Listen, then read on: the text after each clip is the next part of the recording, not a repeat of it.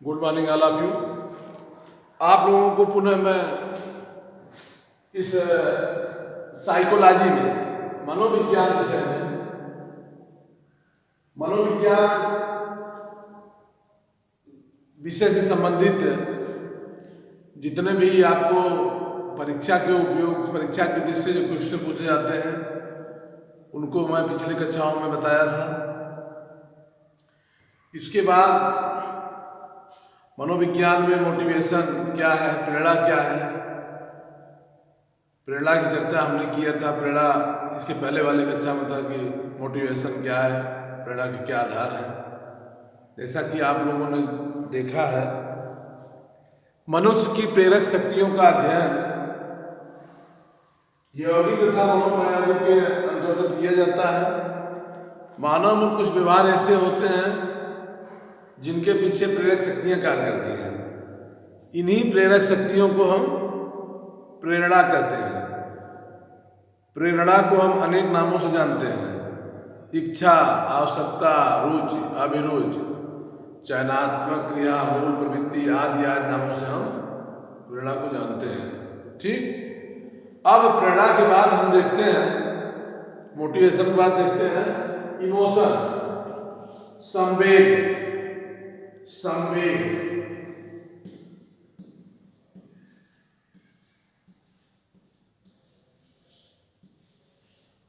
संवेग क्या है? देखिए, ये जितनी चीजें हैं मनोविज्ञान के अंतर्गत, प्रेरणा, प्रत्यक्षीकरण, संवेग, इच्छा, लर्निंग, अभिव्यक्ति, जिसको अधिगम कहते हैं, और इस तरह से जितने भी मनोविज्ञान से संबंधित जो है आपको टॉपिक मिलेंगे, सारी चीजें मनोविज्ञान का जन्म ही, मनोविज्ञान का आधार ही व्यक्ति के अंतः क्रियाओं के विचारों को समझने का माध्यम है। साइकोलॉजी मनोविज्ञान के अंतर्गत व्यक्ति मानव जीवन के व्यवहारिक प्रभावों को पढ़ने वाले मूल अभिव्यक्तियों को समझने, सोचने का कार्य मनोविज्ञान के अंतर्गत किया जाता है। मनोविज्ञान विषय विधि के क्षेत्र में और प्रशासनिक क्षेत्र में एक महत्वपूर्ण विषय है, जिसके द्वारा मनोविज्ञान से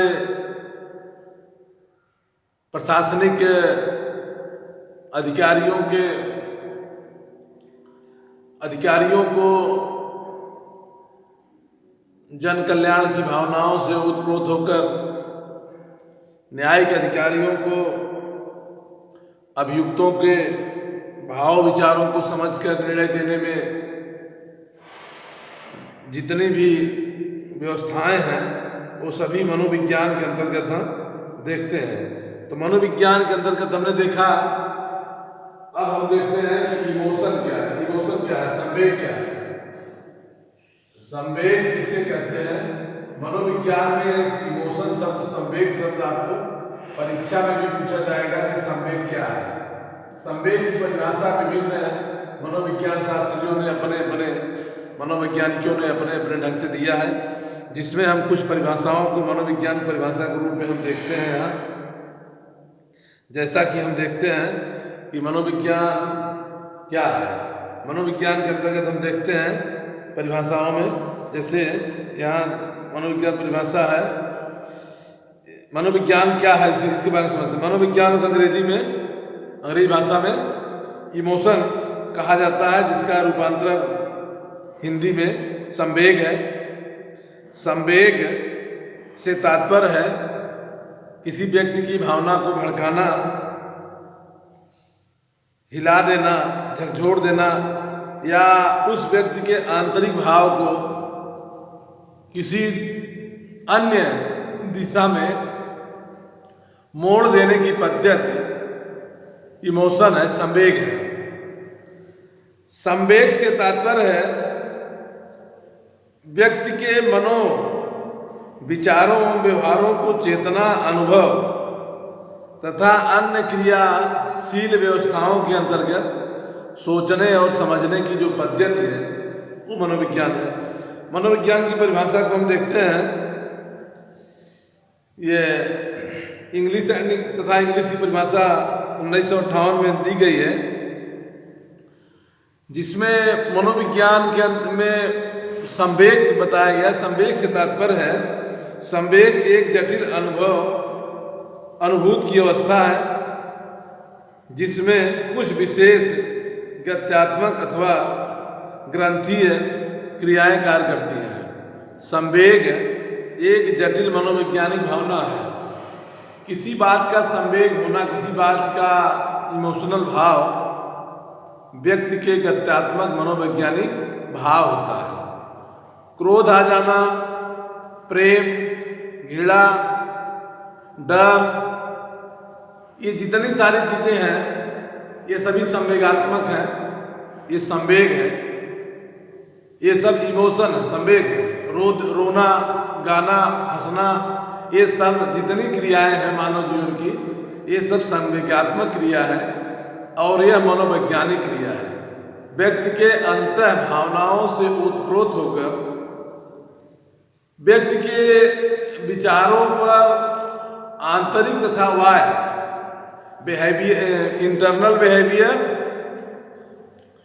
तथा व्यक्ति के आंतरिक बाह्य भावनाओं से ओतप्रोत होकर जिन बातों विचारों को हम सुनते हैं, समझते हैं, वो सभी चीज़ें को हम संवेग कहते हैं। तो संवेग की परिभाषा को हम दूसरी परिभाषा में देखते हैं। संवेग से तात्पर्य है, संवेग क्या है? संवेग से तात्पर्य है आत्मनिष्ठा अनुभूत की अवस्था। संवेग एक आत्मनिष्ठा अथवा अनुभूत की अवस्था है। संवेग वह आत्मनिष्ठा अथवा अनुभूत की अवस्था है जिसमें कुछ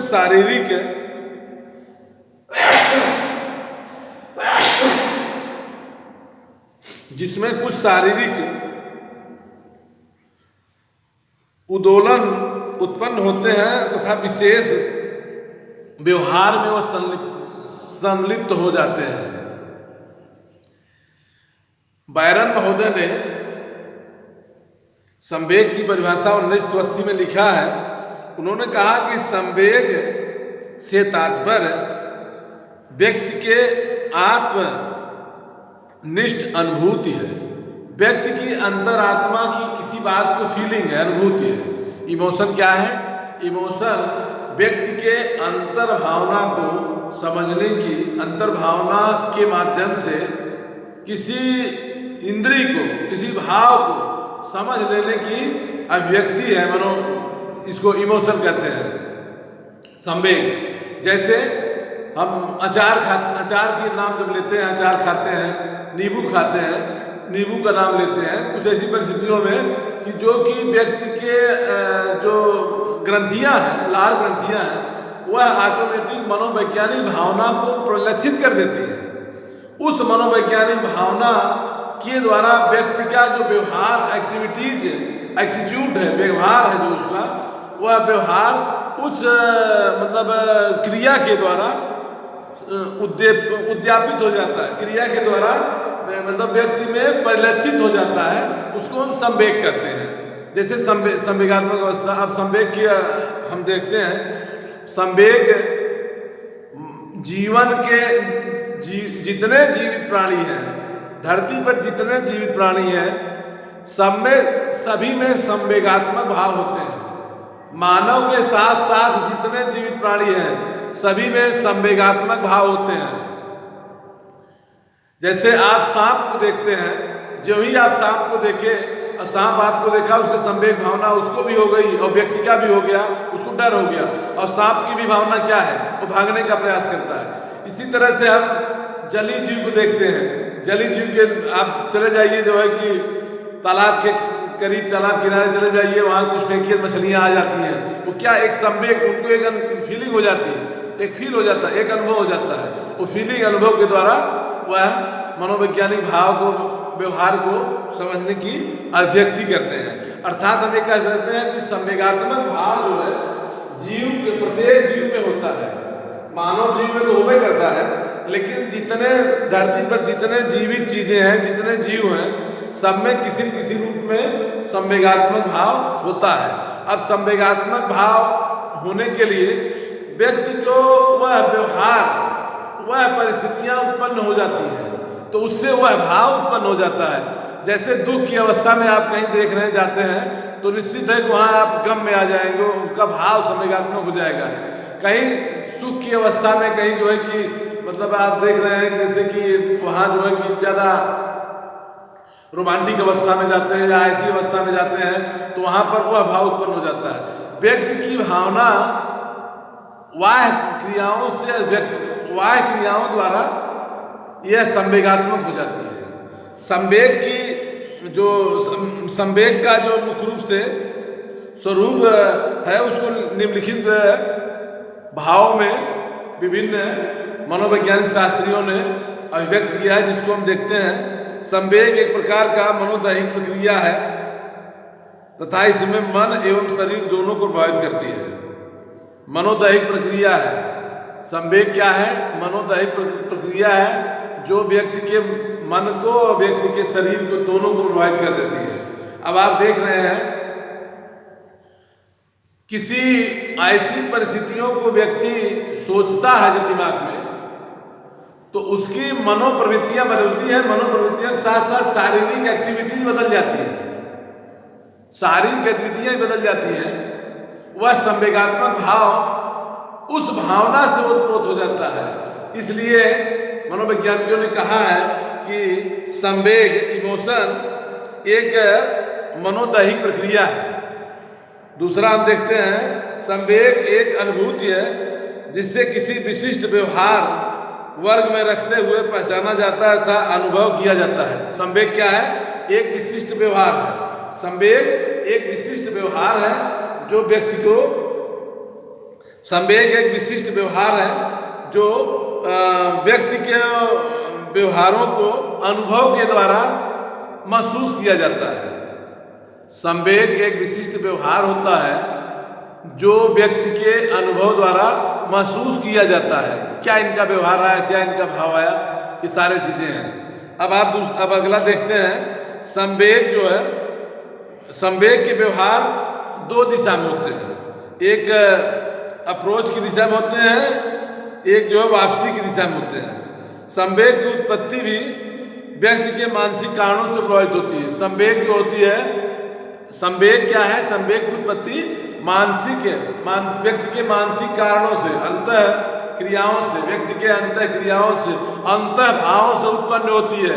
जैसी तही भावना, जैसी प्रभु मुहूर्त देखी दिन तैसी, जहाँ तक कहावत है उसमें आप ऐसे भी कह सकते हैं कि व्यक्ति की भावना जिस रूप में परिलक्षित होगी उस समय वही उसका संवेग बन जाएगा। अगर व्यक्ति की भावना क्रोधात्मक हो गई तो वह किसी बात को देख, किसी व्यवहारिक बात को देखकर क्रोधित होता है तो उसकी भावना देखिए संवेगात्मक हो जाएंगी। दया की भावना, क्रोध की भावना, करुणा की भावना, जैसी भावना जैसी होगी उसी तरह का व्यक्ति का संवेगात्मक व्यवहार हो जाएगा। संवेगात्मक व्यवहार व्यक्ति के शारीरिक एवं मानसिक दोनों प्रक्रियाओं में संवेगात्मक व्यवहार व्यक्ति के शारीरिक एवं मानसिक दोनों अवस्था में परिलक्षित हो जाते हैं। इस प्रकार से हम देखते हैं संवेग की अवस्थाएं हैं। संवेग की क्या क्या अवस्थाएं हैं? संवेग की अवस्थाओं को हम देखते हैं। संवेग के आयाम,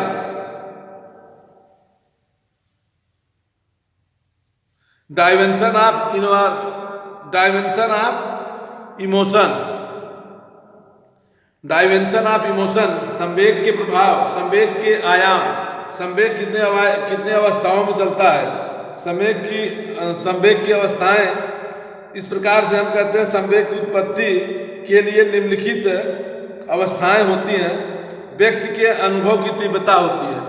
संवेग में जैसे व्यक्ति की जैसा कि संवेग प्रकृति के अंतर्गत भी स्पष्ट हो जाता है, क्योंकि संवेगात्मक अनुभव व्यक्ति में तीव्रता का भावना उत्पन्न करता है। उदाहरण के लिए कहा जा सकता है क्रोध एक प्रकार संवेग है।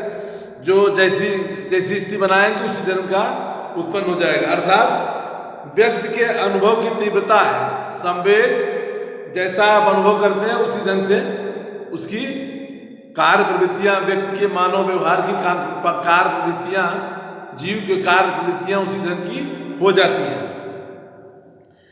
संवेग की जटिल स्थिति है, संवेग एक जटिल स्थिति है, बहुत विचित्र स्थिति में व्यक्ति का संवेग होता है। जैसे कहते हैं कि संवेग जटिल स्थिति है, कहना आवश्यक नहीं है कि संवेग व्यक्ति के लिए एक प्रकार का जटिल अनुभव है।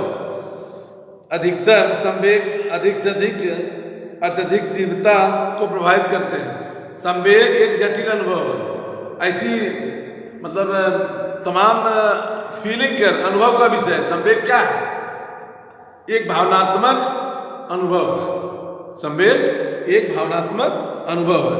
इसके बाद हम देखते हैं संवेग जो है दबाव या तनाव से उत्पन्न होता है। किसी बात का दबाव जो हम लेते हैं, किसी बात का हम तनाव लेते हैं, तभी संवेग उत्पन्न हो जाता है। जो टेंशन के माध्यम से दबाव या तनाव के द्वारा संवेग उत्पन्न होता है। व्यक्ति के व्यवहार में किसी बात को दबाव लेकर, किसी बात को तनाव लेकर वह संवेगात्मक भाव उत्पन्न हो जाते हैं। जैसे आप किसी दबाव प्रेशर में है या किसी तनाव में है, वह तनाव व्यक्ति के मस्तिष्क पर परिलक्षित होता है। अर्थात हम कह सकते हैं कि संवेग व्यक्ति के दबाव, व्यक्ति के तनाव के आधार पर पहचाना जा सकता है। संवेगात्मक भाव जैसा संवेग होगा उसी ढंग का भाव व्यक्ति के शारीरिक व्यवहार पर पड़ता है। और देखते हैं संवेग जो है सुखद एवं दुखद अनुभव महसूस करता है। संवेग के द्वारा व्यक्ति सुखी भी महसूस करता है, दुखी महसूस करता है। संवेगात्मक भाव से व्यक्ति का सुख और दुख की भावना परिलक्षित। जैसे आप किसी जो है कि ऐसे मतलब ट्रेजिडी वाले स्थान पे या कहीं ऐसी जगह जाते हैं जहाँ दुखद भाव है, तो वहाँ व्यक्ति की भावनाएं दुखित हो जाती हैं। और जहाँ पर सुखद भाव वहाँ उत्पन्न हो रहा है, कोई ऐसी चीज़ें हैं, तो वहाँ पर संवेग की भावना जो है सुखद हो जाती है। इस प्रकार से कह सकते हैं संवेग दुखद भाव एवं सुखद भाव के आधार पर परिवर्तित होता रहता है और परिलक्षित भी होता है। अब संवेग का विकास जो है, अब हम देखते हैं कि बालक में खास करके हम जो है कि मनोविज्ञान पढ़ रहे हैं, मानव के जीव विज्ञान नहीं पढ़ रहे हैं, हम बायोलॉजी नहीं पढ़ रहे हैं, बल्कि हम साइकोलॉजी पढ़ रहे हैं। साइकोलॉजी में के अंतर्गत व्यक्ति के विचारों को, व्यक्ति के भावों को, मानव के विचारों भावों को अभिव्यक्त करने की एक सिस्टम है मनोविज्ञान, और न कि अन्य जीवों की अपेक्षा। सिर्फ मानव का अध्ययन, मनोविज्ञान में मानव व्यवहारों का अध्ययन किया जाता है, इसलिए मनोविज्ञान है। आप ध्यान दीजिए कि मानव व्यवहार का ही अध्ययन किया जाएगा। इसमें मानव व्यवहार में संवेगात्मक भाव की भी जो विकास होता है, डेवलपमेंट ऑफ इमोशन का, मनोविज्ञान में संवेग का, इमोशन का विकास जो होता है, इसके लिए पहला हम देखते हैं शैशवावस्था का विकास। शैशवावस्था का विकास को फ्रायड ने इस सिद्धांत को प्रतिपादित किया है। प्रसिद्ध मनोवैज्ञानिक फ्रायड ने जन्म से पूर्व गर्भावस्था तक के सुखद भाव को इन्होंने अपने ढंग से व्यक्त किया है, जिसमें ये स्पष्ट हुआ था कि भारतीय संस्कृति मुख्य रूप से शैशवावस्था, मानव व्यवहार, व्यक्ति की आदि चीज़ों पर प्रकाश डालती है।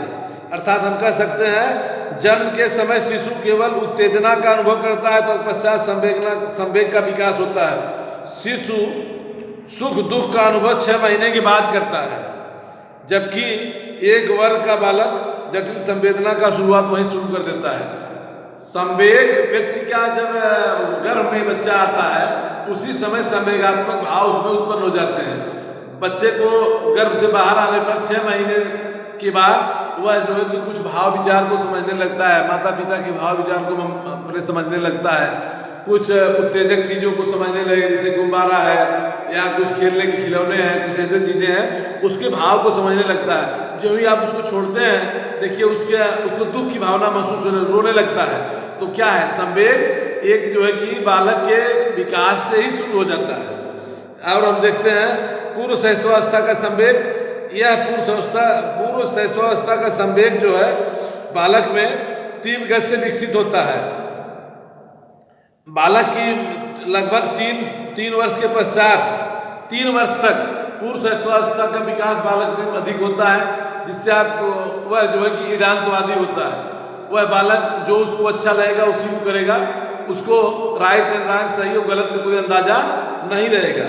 इसके पश्चात हम देखते हैं जब ही बालक की अवस्था 3 वर्ष से अधिक हो जाती है, वह कुछ चीज़ों को डर या भय को महसूस करने लगता है। जैसे सांप को देख करके या कुछ ऐसी चीज़ों को देख कर जिसको उसको डरा दिया जाए कि बिल्ली काट लेगी, शेर काट लेगा, फला चीज़ है, उस भाव को उस चीज़ को, या बाबा जी पकड़ ले जाएंगे, तमाम बातें समाज में होती हैं बच्चों को, तो वह भाव से जो ही उसको याद दिलाया जाएगा उसकी भावनात्मक प्रवृत्तियां बदल जाएंगी। इस तरह से हम देखते हैं उत्तर शैशवावस्था का संवेग। उत्तर शैशवा का संवेग जो है 5 साल से 12 साल के बच्चों के बीच होता है, जिसमें बालक अच्छाई या बुराई को अंतर करने लगता है।